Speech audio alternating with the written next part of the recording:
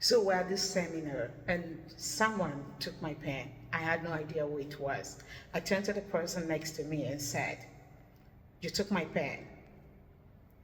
I expected the person to say yes or no. Yes, I took your pen, or no, I didn't take your pen. But the person responded, "Okay." Okay? No, you can't say okay. You ought to say yes or no. But this person said, "Okay." I didn't know what to do with that. I was livid. But then, I don't know what to do. So, let's find out what is wrong. Why is everything suddenly weird between the person and I? This is it. I want a response. I shouldn't be saying, "You took my pen."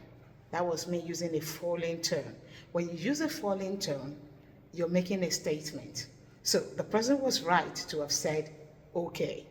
Because I made a statement by giving an information, and the person just acknowledged the information. So the person was right. If I wanted to ask a question, I should have interrogated by asking with a rising tone. So I should have asked, "You took my pen?" And then the person would have answered, "Yes, I took your pen," or "No, I didn't take your pen." So what was wrong was the tone used. I used the fall intonation instead of the rise intonation. When you are asking a yes or no question, you should use a rising tone, not a falling tone. When you use a falling tone, even though the words are the same, they are going to come off as statement, information, and not question.